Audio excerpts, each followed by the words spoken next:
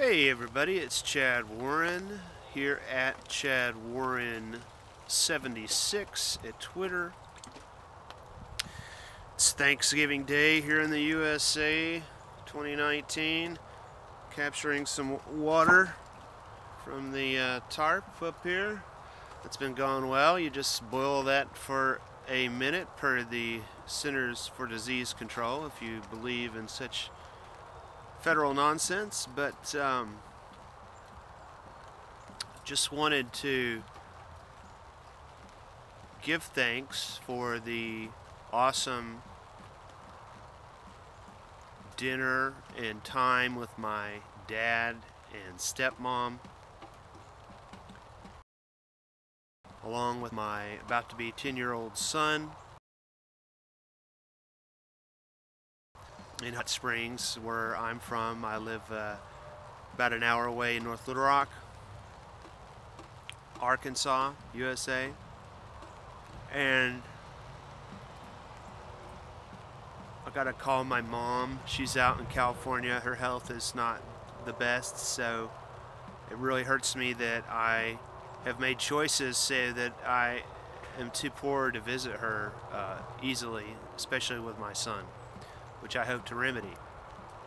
So if you feel it in your heart to help me, help us by being an ambassador who is being brave to talk about touchy subjects and to bridge the gap between our online and offline worlds to build a viable community of authentic unity, retaining our individual differences as part of the way nature made us to be, then please take a moment to go to chadwarren.me, where I am online, and support my work for the folk as you see on the button here.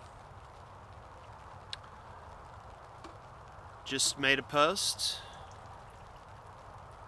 Trump versus the fall of the Berlin Wall.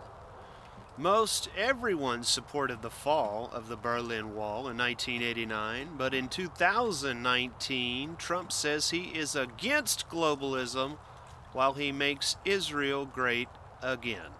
Discuss. My argument is that the problem with humanity is that we outsource our personal identity and worldview to artists. To live is an inherent struggle, so we seek a remedy, a salvation from the pain of existence. Whether we choose religion or technology or government or entertainment, we are choosing to follow other people whom we feel can help us live easier as we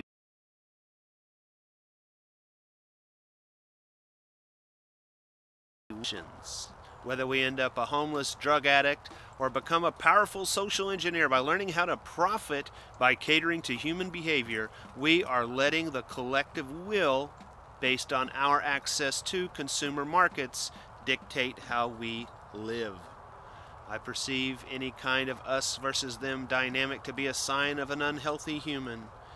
I happen to agree with both liberal and conservative impulses based on the assessment I make on each decision. I have feelings that I hate the behavior of people who choose sides like left versus right, but I think that it's better to get even than be mad. I respect Talmudic Zionists for being successful in running humanity better than we can independently or cooperatively, even though I despise how they are psychopathic elitists. My goal is to find out how to match them in this barbaric game of species self-destruction while they wallow in the power we abdicate to them by our poor choices. The purpose of this post is to suggest that both the fall of the Berlin Wall and Trump saying he is against globalism are lies that people gobble up like fast food and mutually assured destruction. What can we do so that we, the people of the world, can represent our interests without depending on social engineers when we have the means to manifest the world we want? So we should end complaining, or else we are disrespecting the power of the individual to organize under our own reason to defeat supremacist human management. What say you? That's my main question, and I see very little information about how do we defeat our own addiction to letting other people, this collective identity, right, rule us. I mean, don't we all want to go everywhere?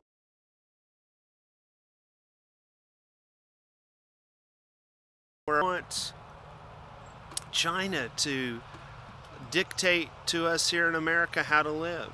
No.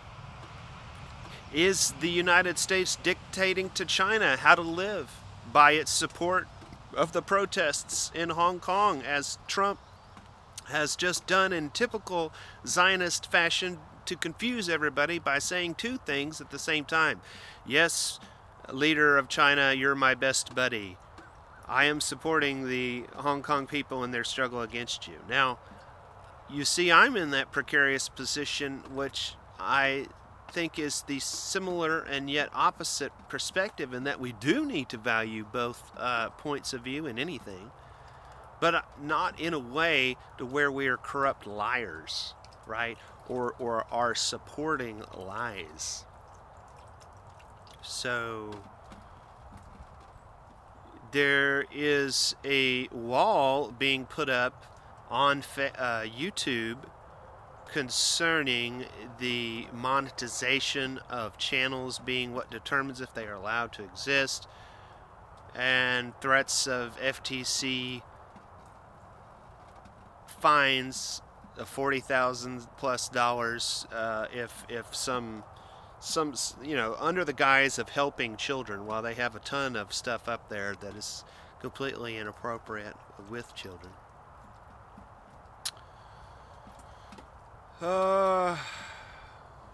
You see, that's the basic question. How is it always set up that these commercial enterprises like YouTube are able to do something but get away with it, but then we can't, right? And then like the PG&E, right? Oh, well, Californians, we're going to have to shut off the power 1 week a month because we got sued for causing the wildfires, so we're not going to take that responsibility, right? And this is what these social media companies are saying. We're not going to take the responsibility. We're not making a choice. The government threatened us, so we're just passing on the message to you. So it just seems like any of these tools, whether it be lawsuits, that in the courts, that doesn't seem to be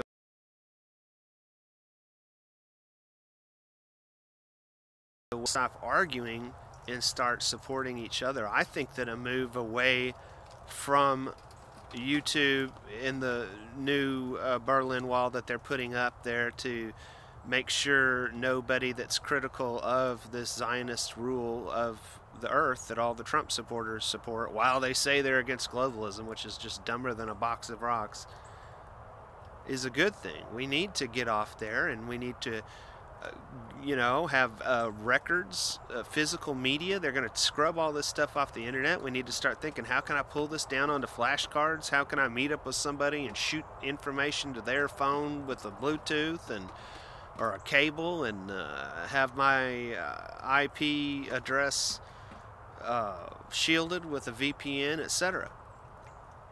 I've gone on enough. What do you think about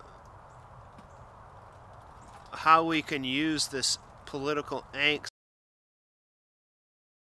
to cooperative beyond Pepsi versus Coke bullshit? Thank you.